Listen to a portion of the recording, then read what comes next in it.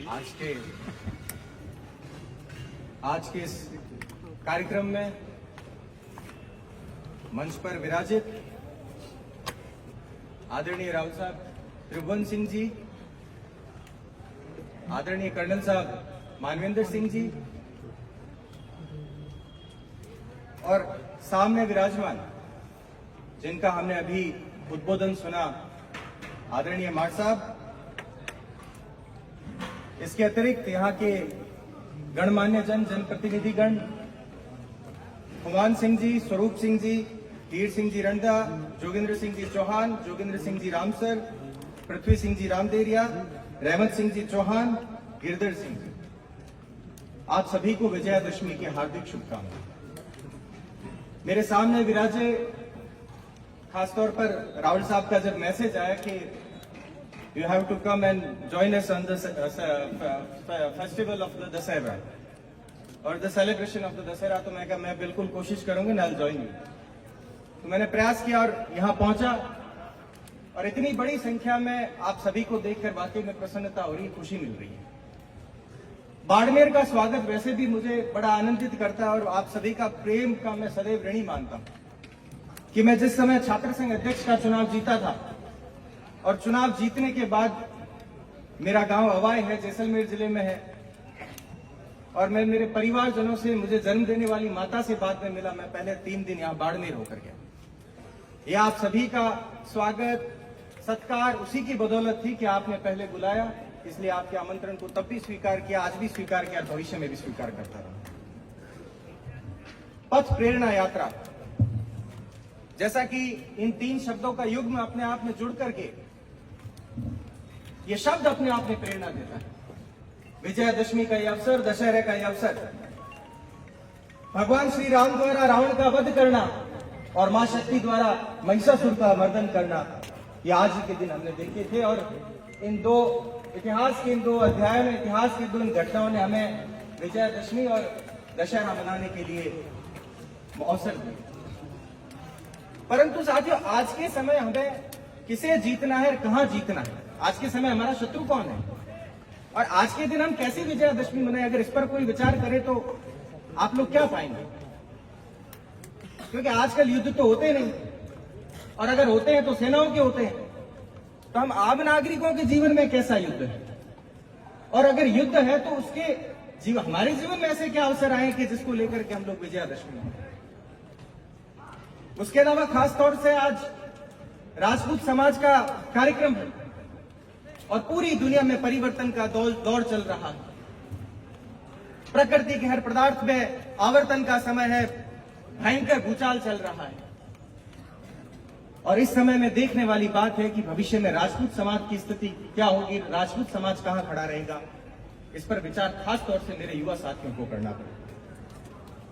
क्या हम लोग इस बदलते आवरण में, इस परिवर्तन काल में खुद अपने जीवन का जो रस, जो ताकत, जिस पर हम गर्व घमंड करते हैं, वो निचड़ चुका है, या हम दीन क्षीण होकर ढह जाएंगे और प्रकृति के साथ इतिहास का वापस किस्सा बन जाएंगे कि लोग बात क्या करेंगे कि राजपूत थे।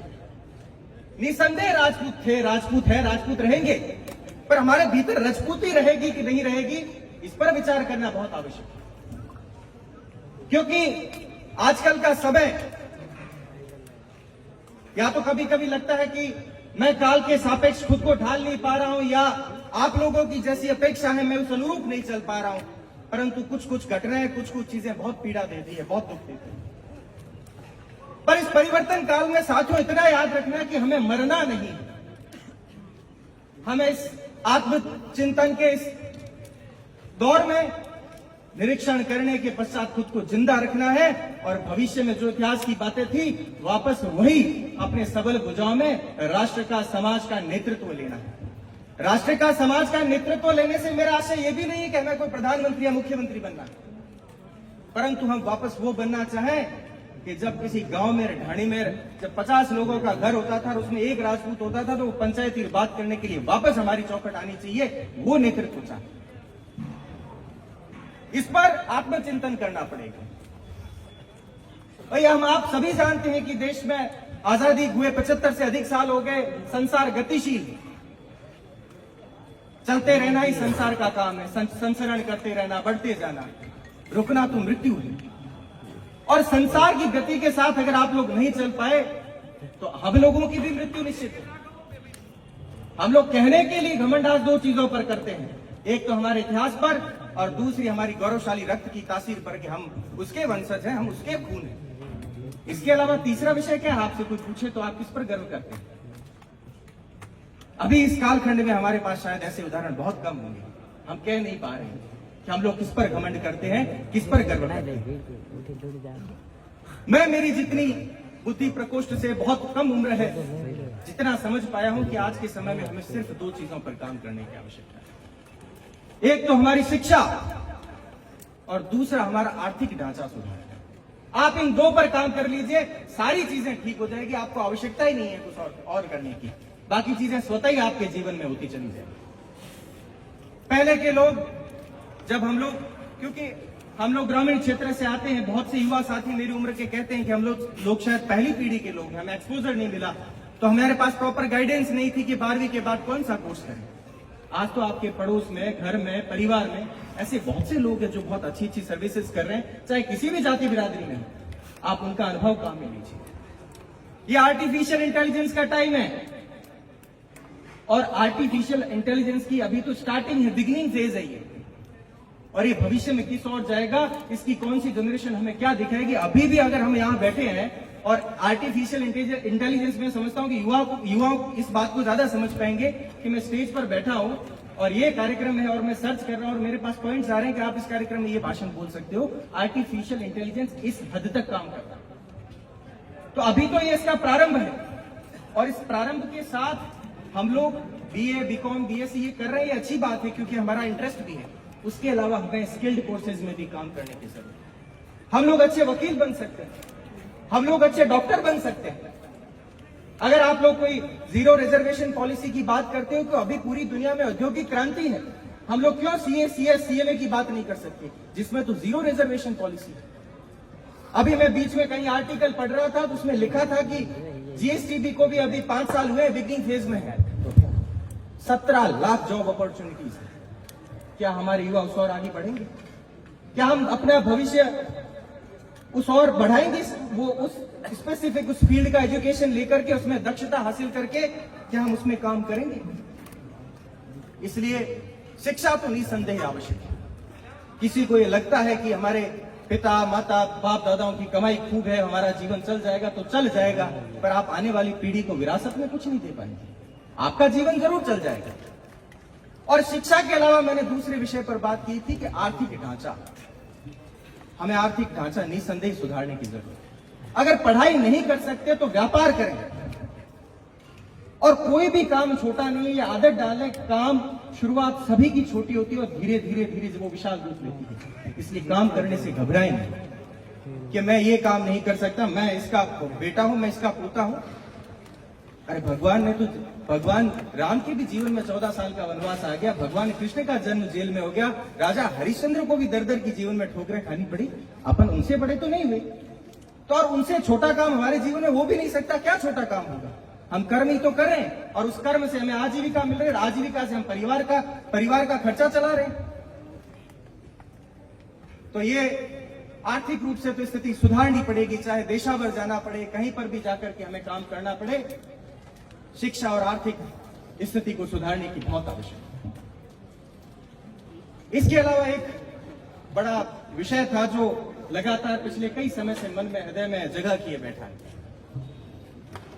युवा साथियों से खास तौर से दरख्वास्त रहेगी, आपका सोशल मीडिया पर बर्ताव बड़ा बुरा है। आप लोग आज भी शत्रु और प्रतिद्वंदी में फर्क नहीं समझ पा रहे हैं कि आपका शत्रु कौन है और प्रतिद्वंदी कौन है। You have to differentiate between your enemy and rivalry. आपको आपके शत्रु और प्रतिद्वंदी में फर्क करना पड़ेगा। और अगर और भी करीब से बात समझाऊं तो एक गांव में सरपंच का चुनाव होता है, आपके किसी के काकू साहब, बड़े पापा लड़े होंगे, तो वो प्रतिद्वंदी हो सकते हैं, वो शत्रु नहीं है। प्रतिद्वंदी इसलिए है कि आप दोनों में बेहतर कौन है, बेस्ट कौन है, इसकी लड़ाई हो सकती है। क्या वो वाकई में आपकी शत्रु है? और बाड़मेर की धरती पर खड़ा हूं इसलिए ये बात करना और आवश्यक होता है। हम लोग अपने राजनीतिक प्रतिद्वंदियों को अपना शत्रु क्यों समझते हैं? आपकी उनसे लड़ाई राजनीतिक लड़ाई है, आपकी उनसे शत्रुता नहीं है। क्या वो आपका खाना खाने से रोक रहे हैं वो लोग? क्या वो आपको पानी पीने से रोक रहे हैं वो लोग?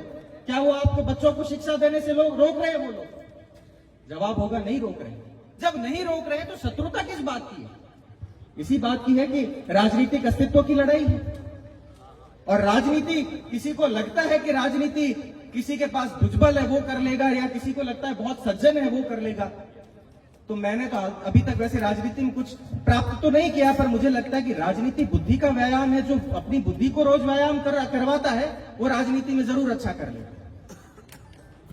और दौर और आलम तो ये है कि दूसरे लोगों को तो छोड़ो, कहते तो आप अपने लोगों को भी लपेटे में ले लेते हो, क्योंकि आपका ईगो सेटिस्फेक्शन होता है। आप सुबह उठते हो, कई लोग, मैं दावे के साथ कहता हूं, कुल्ला बाद में करते हैं और पहले ट्विटर पर ट्वीट करना होता है। आज हमने इसको कह दिया, मेरे इतने लाइक आ गए, इतने रीट्वीट हो गए, और आपको बड़ी संतुष्टि मिलती, खुद को ऐसे एकदम फील होता है कि मैं आज आसमान से ऊपर था। ये विचारणीय विषय बन गए। और एक बात अपने जहन में बिठा लो कि समाज को हर प्रकार के नेताओं की जरूरत है।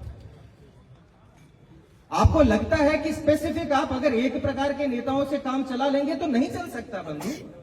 जहां सुई काम आती है वहां सुई ही काम आएगी, जहां तलवार काम आएगी वहां तलवार ही काम आएगी।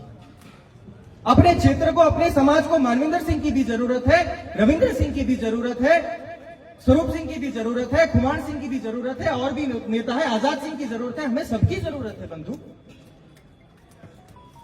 हम एक दूसरे में अपनी पसंद हो सकती है,